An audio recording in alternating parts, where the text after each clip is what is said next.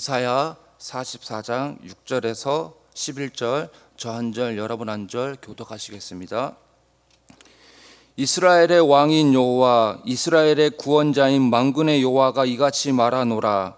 나는 처음이요 나는 마지막이라. 나 외에 다른 신이 없느니라. 내가 영원한 백성을 세운 이유로 나처럼 외치며 알리며 나에게 설명할 자가 누구냐. 있거든 될 일과 장차 올 일을 그들에게 알릴지어다. 너희는 두려워하지 말며 겁내지 말라. 내가 예로부터 너희에게 듣게 하지 아니하였느냐. 알리지 아니하였느냐. 너희는 나의 증인이라. 나 외에 신이 있겠느냐. 가연 반석은 없나니 다른 신이 있음을 내가 알지 못하노라. 우상을 만드는 자는 다 허망하도다. 그들이 원하는 것들은 무익한 것이거늘 그것들의 증인들은 보지도 못하며 알지도 못하니 그러므로 수치를 당하리라. 신상을 만들며 무익한 우상을 부어 만든 자가 누구냐. 보라, 그와 같은 무리들이 다 수치를 당할 것이라. 그 대장장이들은 사람일 뿐이라. 그들이 다 모여 서서 두려워하며 함께 수치를 당할 것이니라. 아멘.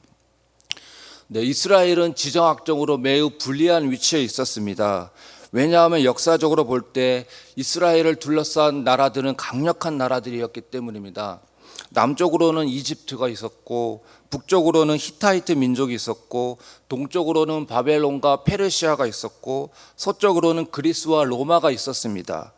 이스라엘은 주변 강대국 사이에 끼어 이러지도 못하고 저러지도 못하고 그런 경우가 참으로 많이 있었습니다. 많은 침략을 받으며 힘든 시간을 보내야 했습니다. 그래서 어느 때는 이집트하고 바벨론하고 서로 이렇게 힘이 비슷할 때는 이집트의 편에 서야 될지 아니면 바벨론의 편에 서야 될지 누구 편에 서야 될지는 참으로 중요한 문제였습니다. 이러한 이스라엘의 지정학적 위치는 그들로 하여금 그들의 군사력이나 다른 무엇이 아닌 하나님만을 의지할 수밖에 없도록 만들었습니다. 우리나라는 극동아시아에 속합니다. 그래서 한국, 중국, 일본 등이 이 지역에 속하고 언어와 문화 등 많은 부분에 있어서 겹칩니다. 마찬가지로 구약의 이스라엘도 그 주변 지역과 언어라든지 문화라든지 겹치는 게 많이 있었습니다. 예를 들면 그 각 나라마다 주된 신이 있었고 주된 신 밑에 짜잘한 신들이 있었습니다. 이스라엘을 제외한 모든 국가들은 다실론 국가였고 이스라엘만이 유일신 국가였습니다. 그래서 다실론을 숭배하더라도 그 다실론 가운데 주된 신이 있었고 그 주된 신 밑에 그 하위의 신들이 여러 가지 존재하였습니다. 그래서 그 모든 신들을 다 섬겼지만은 그러나 메인 신, 주된 신은 늘 항상 가지고 있었습니다. 그래서 나라와 나라 간의 전쟁은 단순히 군사력의 문제가 아니라 어느 신이 더 세냐 안 세냐라는 문제였습니다. 자기들이 믿는 신이 더 세면 전장에서 이기는 것이고 자기들이 신는 민이 약하면 전장에서 진 거다, 이렇게 생각을 하였습니다. 그래서 같은 지역인데도 어느 때는 A라는 주된 신이 있었다면 어느 시점에서는 B라는 주된 신으로 바뀝니다. 그 이유는 B라는 주된 신을 섬겼던 도시 국가가 이 A라는 주된 신을 섬겼던 국가를 정복했기 때문에, 그래서 더 이상 A라는 주된 신이 아니고 B라는 주된 신으로 바뀌게 되어졌습니다. 그래서 패권에 따라서 주된 신이 바뀌는 일이 종종 발생하게 되어졌습니다. 오늘 본문에서는 바벨론이 섬기는 우상의 허망함과 무익함을 이야기하고 있습니다. 당시의 바벨론은 전 세계의 패권을 장악하던 아주 강력한 나라였습니다. 그리고 바벨론이 주된 신으로 섬기고 있었던 신의 이름은 마르둑이라는 주된 신이 있었습니다. 물론 주신 마르둑 외에 다른 작은 신들도 있었지만 어쨌든 바벨론은 이 마르둑을 주된 신으로 그 밑에 여러 가지 다양한 신들을 섬겼습니다.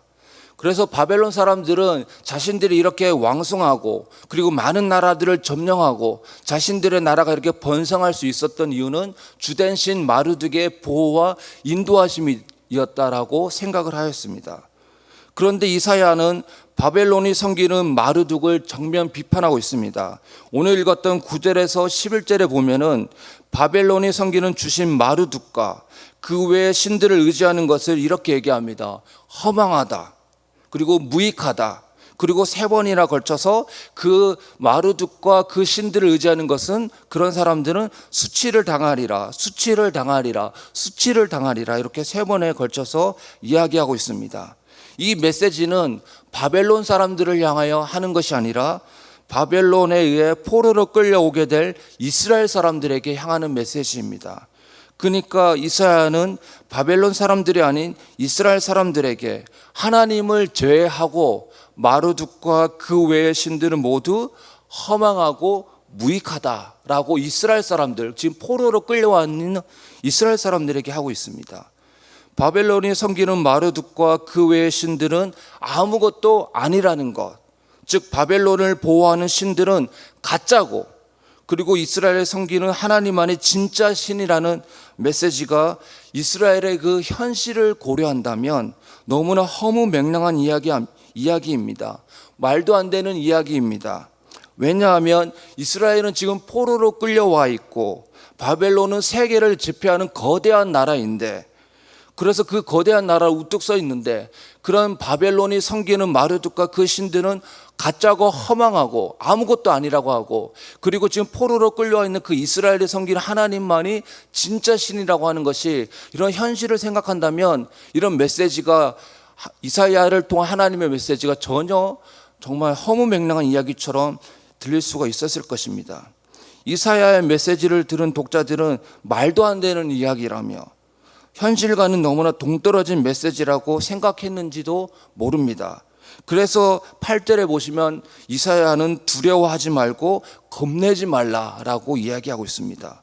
그리고 이사야는 6절에서 8절에 보시면 나 외에 다른 신이 없다라고 이야기하고 있습니다. 이걸 반복해서 이야기를 하고 있죠. 비록 현실은 불가능한 것 같아도, 그러나 하나님만이, 나만이 진짜 신이니 나의 말을 신뢰하고 믿어도 된다는 것입니다. 거대한 나라 바벨론을 두려워할 필요가 없다라고 이야기하고 있습니다. 때론 하나님의 말씀이 우리의 현실과 너무나 동떨어질 때가 있습니다. 너무나 악하고 완악한 세상에서 하나님의 말씀은 힘이 없고 또 힘이 없는 것 같습니다. 너무나 부조리하고 변하지 않는 나 자신과 내 주위, 그리고 세상을 보면 하나님의 말씀이 정말로 살아있는가라는 의문이 들 때도 있습니다. 너무 힘이 들고 어려울 때는 하나님의 말씀이 내 안에서 전혀 작동하지 않는 그런 경우도 있습니다. 그럴 때 하나님은 우리에게 말씀하십니다. 나 외에 다른 신이 없다. 즉 하나님은 말씀하신 대로 이루시는 천지의 창조자이시며 주관자이시기에, 그리고 다른 신은 헛것이기에 하나님의 말씀대로 이루어 가실 하나님을 신뢰할 수 있다라고 말씀하십니다. 그리고 이러한 일은 실제로 일어났습니다. 오늘 본문 바로 내일 큐티 본문인데요. 내일 큐티 본문에서 하나님은 바사왕 고레스를 통해서 그들이 바벨론에 포로로 끌려갔지만 그들을 다시 고국으로 돌아오게 하실 것이다. 그래서 바벨론이 섬기는 마르둑과 그 신들이 가짜라는 것을 증명해 내십니다. 그래서 이런 것을 통해서 바벨론이 섬기는 신은 한낱 우상에 불과하고 하나님만이 참된 신이라는 것을 하나님은 결국에 증명해 내십니다. 하나님의 말씀이 우리의 현실과는 너무나 멀리 보이고 동떨어지는 사항이라고 할지라도 하나님의 말씀을 붙잡고 신뢰하며 나갈 수 있기를 바랍니다. 같이 기도하시겠습니다.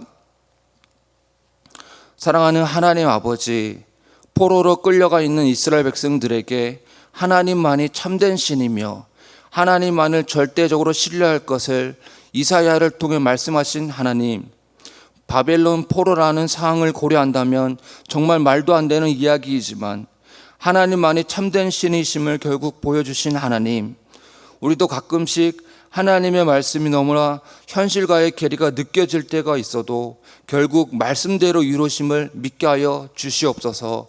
어떤 상황에도 하나님의 말씀을 붙들고 살아가게 하여 주시옵소서. 이 모든 말씀 예수 그리스도의 이름으로 기도합나이다. 아멘.